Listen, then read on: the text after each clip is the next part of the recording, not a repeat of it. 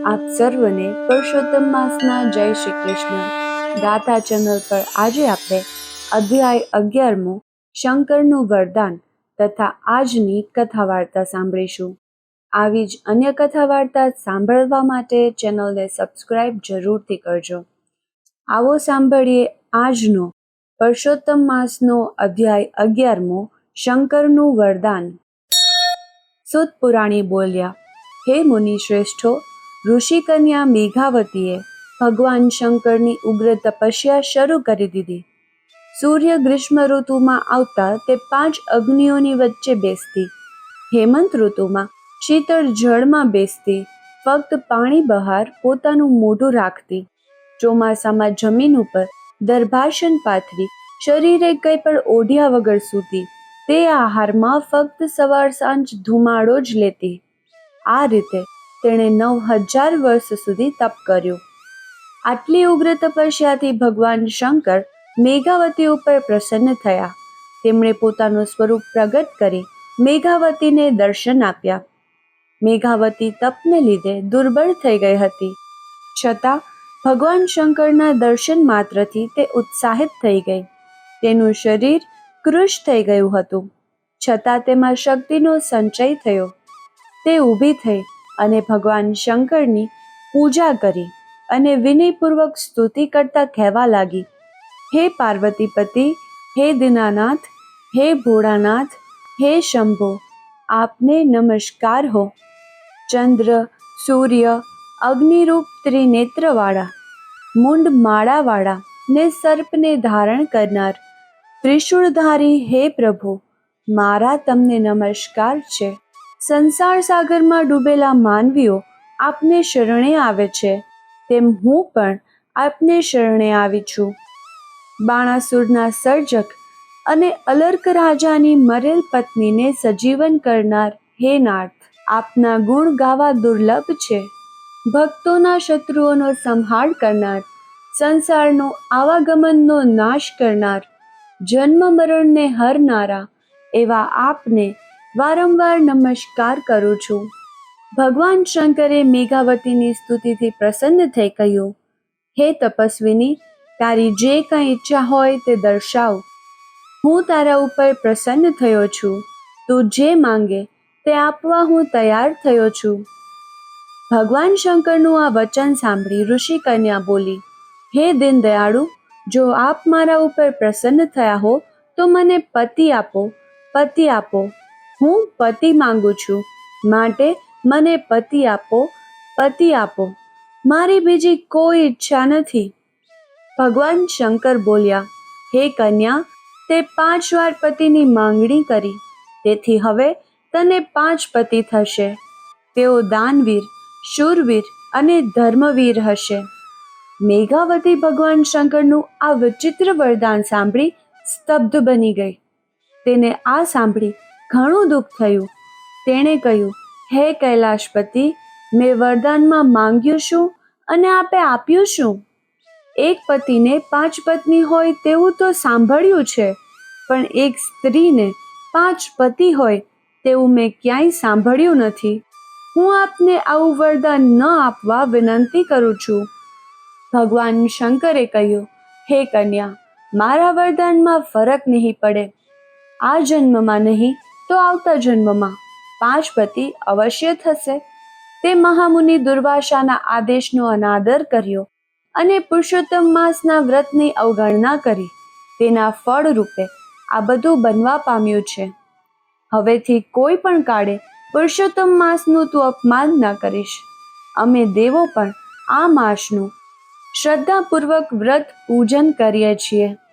આમ કહી ભગવાન શંકર અંતર્ધ્યાન થયા. શ્રી બૃહનારદીય પુરાણના પુરુષોત્તમ મહાત્મ્યનો મેઘાવતીને શંકરનું વરદાન નામનો 11મો અધ્યાય સંપૂર્ણ. જો વિડીયો પસંદ આવે તો વિડીયોના અંતમાં કમેન્ટ બોક્સમાં જય શ્રી કૃષ્ણ અવશ્યથી લખજો. હવે આપણે સાંભળીએ આજની શ્રેષ્ઠ દાનની કથા. વિજયનગરના રાજા રૂપસેન ઘણા દયાળુ અને પ્રજાવત્સલ હતા. તેમની રાણી તારામતી પણ માયાળુ અને વિવેકી હતી. લગ્ન થયાને ઘણો સમય વીતવા છતાં તેમને એકેય સંતાન પ્રાપ્ત થયું નહોતું. ઈશ્વર કૃપાએ પાછલી ઉંમરે રાણીનો ખોળો ભરાયો.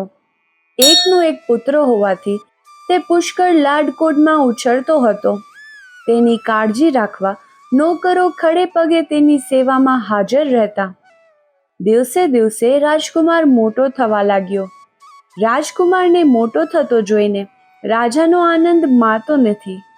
આમ કરતા કરતા રાજકુમાર 15 વર્ષનો થયો ત્યારે એકાએક તે બીમાર પડી ગયો. આથી રાજા રાણીને ઘણું દુઃખ થયું. કુંવરને સાજો કરવા માટે રાજાએ દેશ પરદેશથી વૈદોને બોલાવ્યા, જોગી જતી અને ભુવાઓને પણ બોલાવ્યા, પણ કોઈ ઉપાયે કુંવર સાજો થતો નથી. રોગ તો દિવસે દિવસે વધવા લાગ્યો. કેટલાય ઉપાયો અજમાવી જોયા, પણ કુંવરની તબિયતમાં જરાય ફેર પડતો નથી. રાજા રાણી કુંવરની પથારી પાસે 24 કલાક બેસી રહે છે.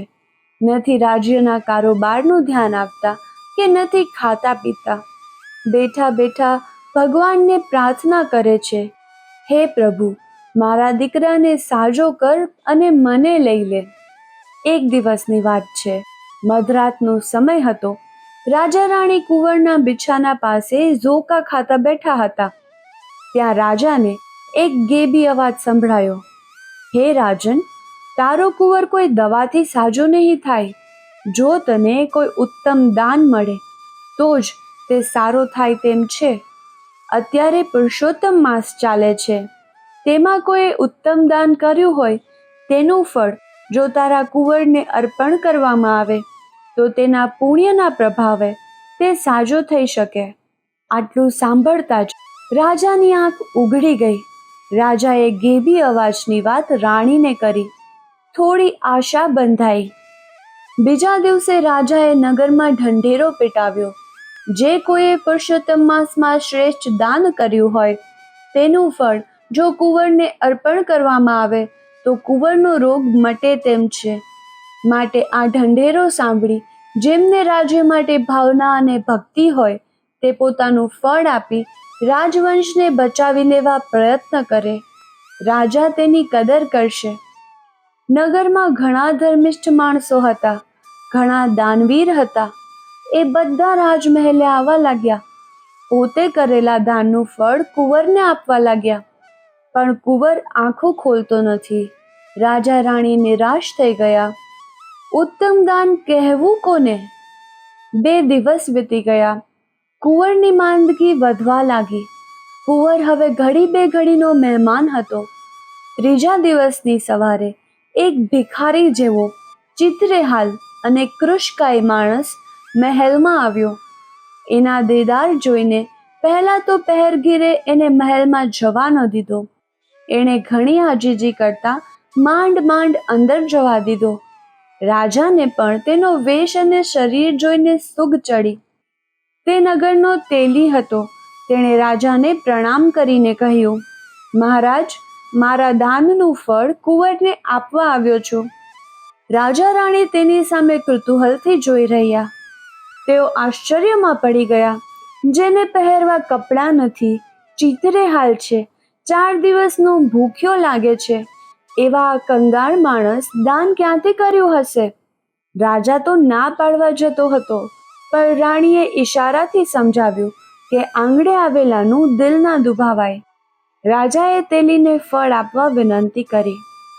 તેલીએ જમણા હાથમાં જળ લઈને કહ્યું, હે પુરુષોત્તમ ભગવાન, આ પુરુષોત્તમ માસમાં જે દાન કર્યું છે એ જો આપને ઉત્તમ લાગતું હોય તો હું એનું ફળ રાજકુંવરને આપું છું.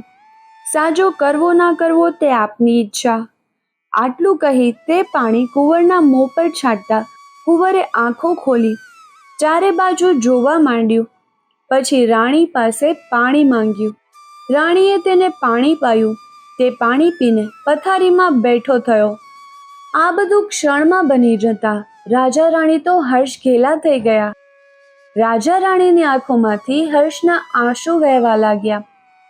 બંને તેલીના પગમાં પડી ગયા. કુંવર પણ ઊભો થઈને તેલીને પગે લાગ્યો. રાજાએ તેલીને બીજા દિવસે આવવાનું કહી રથમાં બેસાડી તેના ઘેર મોકલ્યો. બીજા દિવસે દરબાર ભરાયો. રાજાએ તેલીને પોતાની પાસે બેસાડ્યો. પછી પૂછ્યું, ભાઈ, તારો દેખાવ કંગાળ છે. પેટ પૂરતું ખાવા ન મળતું હોય તેવી તારી કાયા છે, તોય તે એવું તો ઉત્તમ દાન શું કર્યું છે તે તું આ સભામાં જણાવ, જેથી બધાને ખ્યાલ આવે. તેલી ઊભો થઈ 2 હાથ જોડી બોલ્યો, હું સાવ ગરીબ છું, ધાણી ચલાવું છું.